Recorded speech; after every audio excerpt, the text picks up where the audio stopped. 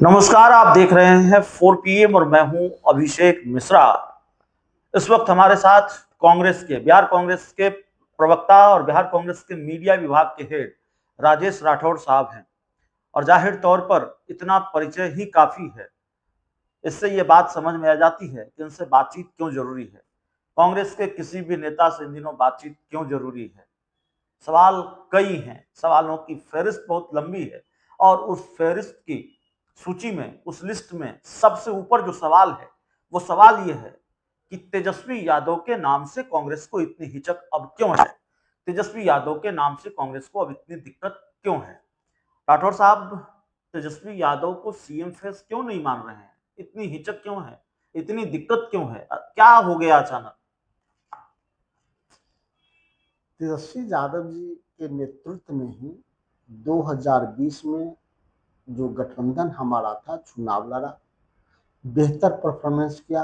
मात्र 12,000 वोटों से हम हारे तब, जबकि भाजपा और नीतीश कुमार ने बेईमानी किया। नहीं तो पिछली बार ही हमारी सरकार बन गई थी।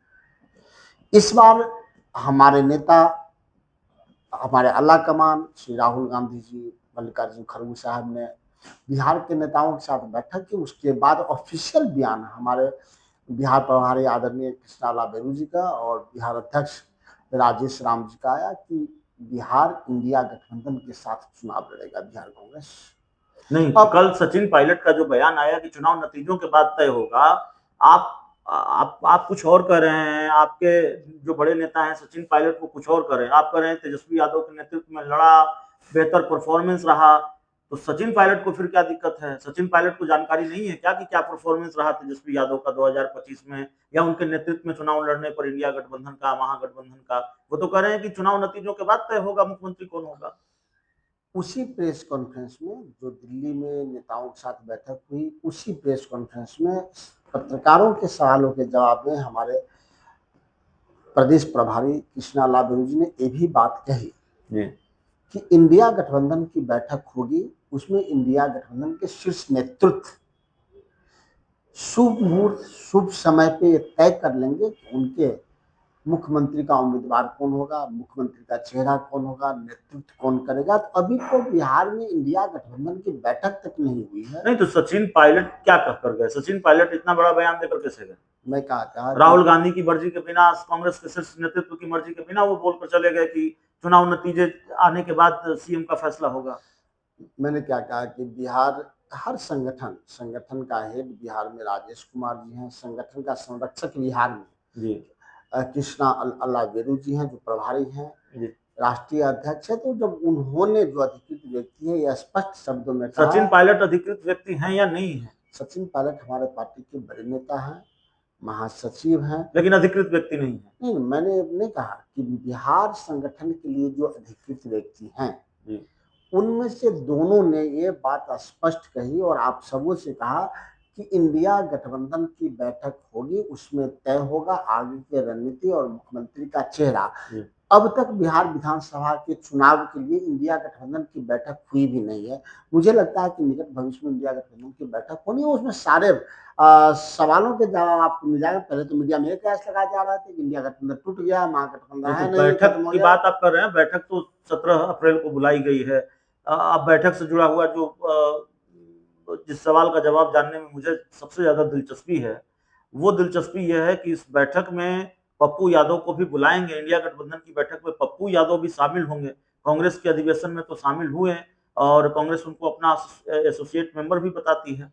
मुझे ऑफिशियल इसकी जानकारी नहीं है जो कौन उसमें, लेकिन परंपरा के हिसाब से मुझे नहीं, लगता है। आप पते नहीं खोलना चाहते, लेकिन आप मीडिया विभाग के हेड है, जाहिर है आपको पूरी जानकारी है राजेश राठौर साहब। तो मीडिया विभाग कांग्रेस के हेड है, हम पप्पू यादव के मीडिया विभाग के हेड थोड़ी हैं। पप्पू यादव नहीं, आज तक कांग्रेस की बैठक, इंडिया गठबंधन की बैठक को लेकर जानकारी तो होगी ना आपको। मैंने क्या मैं कांग्रेस पार्टी के प्रवक्ता हूं, मैं इंडिया गठबंधन का भी प्रवक्ता भी नहीं बनाया गया हूं, परंतु इंडिया गठबंधन का पार्ट कांग्रेस है, इसलिए हमें भी मीडिया के माध्यम से पता चला है कि 17 तारीख को बैठक आहूत है। मीडिया विभाग के हेड को मीडिया के माध्यम से पता चल रहा है, तो बहुत कमाल की बात आप कर रहे हैं। ठीक बात आप कैसे कह देते हैं कि दिल्ली से पता चला है। तो जब भी इंडिया गठबंधन की बैठक होगी, आप पूरे पत्ते खुल जाएंगे और आप देखिएगा। शामिल होंगे कि नहीं होंगे पप्पू यादव। मैं ये नहीं कह सकता, क्योंकि पप्पू यादव इंडिया गठबंधन का पार्ट हो सकते हैं, कांग्रेस का पार्ट आज तक नहीं है, क्योंकि वो निर्दलीय हैं। तो कांग्रेस के अधिवेशन में कैसे शामिल हो रहे हैं? कई लोग हैं उसमें, कई लोग ऐसे हैं जिसमें पार्टी से कांग्रेस का अधिवेशन में भाग लेना, कांग्रेस के नीति निर्धारण करना, दोनों दो बातें हैं।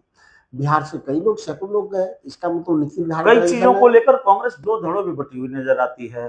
पप्पू यादव को लेकर हो या फिर सीएम फेस को लेकर हो। अब देखिए, सीएम फेस को लेकर ही बात करें तो अखिलेश प्रसाद सिंह जो कांग्रेस के पूर्व अध्यक्ष हैं, वो तो तेजस्वी यादव के लिए खुलकर बैटिंग कर रहे हैं। और उन्होंने सीधे तौर पर बहुत आक्रामक होकर तो नहीं कहा, लेकिन बयानवीर बता दिया है एक तरह से कांग्रेस के जो प्रदेश प्रभारी हैं कृष्णा अल्लावरू को। या उन्होंने कहा कि जिनको राजनीति की समझ है, कम समझ है, वो इस तरह की बात करते हैं। तेजस्वी यादव ही सीएम फेस हैं और महागठबंधन का चेहरा। मैंने अखिलेश जी के इस बयान को नहीं सुना है, लेकिन हर चीज के लिए सही और उचित वक्त होता है। मैं आपको तो आप मैं चाहूं तो आपको बयान दिखा सकता मैंने, हूं। आप दिखा सकते हैं, लेकिन मैंने उस बात को नहीं सुना है, न देखा है। परंतु पार्टी नेतृत्व बिहार में अध्यक्ष भी बनाए हैं, पार्टी नेतृत्व बिहार में इंचार्ज भी बनाए हैं, और संगठन के लिए बहुत महत्वपूर्ण पद होता नहीं है। तो आधिकारिक बयान किसका माने? सचिन पायलट का माने, राजेश राम का माने, अल्लावरू जी का माने, या आधिकारिक बयान कांग्रेस का आधिकारिक बयान हम माने पूर्व प्रदेश अध्यक्ष अखिलेश प्रसाद सिंह का? ठीक है, संगठन हम जानते हैं, संगठन में हमेशा प्रदेश अध्यक्ष और प्रदेश प्रभारी महत्वपूर्ण होता है हम लोगों के लिए। उनके बयान को हमारे लिए आदेश हो जाता है, उनकी बातें हमारे, उनके नेतृत्व में हम काम करते हैं। और राष्ट्रीय नेतृत्व और राज्य के नेतृत्व के बीच की सबसे बड़ी और महत्वपूर्ण कड़ी संगठन महासचिव होते हैं, जो श्री कृष्णा लावेरू जी हैं।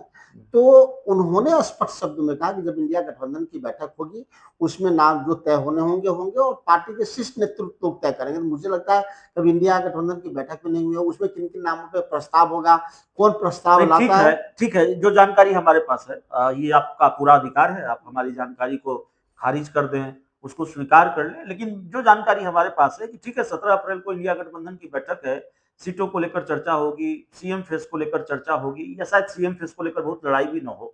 बड़ी पार्टी आरजेडी है, तो वहां तो बात बननी ही है, जिसकी ज्यादा सीटें आएंगी उसी का सीएम होगा। लेकिन आपने, यानी कांग्रेस ने अपनी लिस्ट कांग्रेस के शीर्ष नेतृत्व को सौंप दी है, कुछ 45-50 सीटों की लिस्ट। जहां कांग्रेस मजबूत है और जहां कांग्रेस को लगता है कि भाई अगर हम इन सीटों पर लड़ेंगे तो हमारी जीत की संभावना ज्यादा होगी। तो आपने जो 19 सीटों पर जीत दर्ज की 2020 के विधानसभा चुनाव में, वो सीटें हैं। और कुछ ऐसी सीटें हैं जो आरजेडी लड़ी, जो वामदल लड़े, वैसी सीटों पर भी आपकी दावेदारी है। ऐसी लिस्ट आप चली गई है दिल्ली।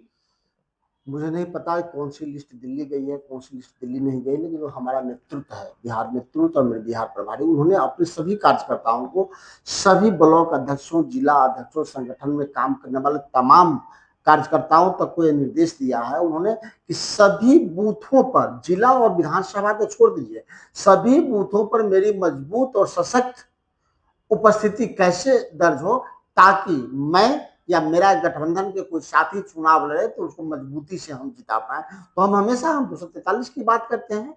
हाँ, कोई हर दल सीट के कैटेगरी को मानते हैं, category A, category B, category C, और उस हिसाब से चिन्हित करते हैं। लेकिन ये चिन्हित करना मेरा काम सर्वे वगैरह भी करा रही है उसका हर दल अपने अपने हिसाब से कराती है, उसका देख रेख अलग से होता है, वो नेतृत्व अलग से करता है, वो काम हम लोगों का नहीं है। ज्यादा टिकट काट रहे हैं कि कम टिकट काट रहे हैं इस बार विधायकों के? देखिए, मेरे अधिकार क्षेत्र से बाहर की बात है कि टिकट किनकी कट रही है, किनकी रह रही है, किनको नहीं मिलेगी, किनको कौन मिलेगी। सारे विधायक रेस वाले घोड़े हैं या कुछ बारात वाले घोड़े भी हैं? अगर रेस वाले घोड़े नहीं होते तो रेस मैदान में नहीं रहते, बाहर चले गए होते। चूंकि रेस वाले थे तब तो विजय प्राप्त किए हैं, लेकिन अंतिम आंकलन, अंतिम फैसला हमारा नेतृत्व करते हैं। नेतृत्व के सबसे बीच की कड़ी, बहुत महत्वपूर्ण कड़ी, संगठन महासचिव को हम लोग मानते हैं और जानते हैं, सब जानते हैं। लेकिन मेरा जो संगठन महासचिव है, बहुत ही सुलझा हुआ सशक्त संगठन करता है, तो इसलिए कार्यकर्ताओं को उनसे काफी उम्मीद भी है। चलिए, हमारे साथ राजेश राठौर थे और कांग्रेस से जुड़े कई सवालों के जवाब तलाशने की हम कोशिश कर रहे थे। इस पूरी रिपोर्ट में इतना ही। बहुत बहुत धन्यवाद।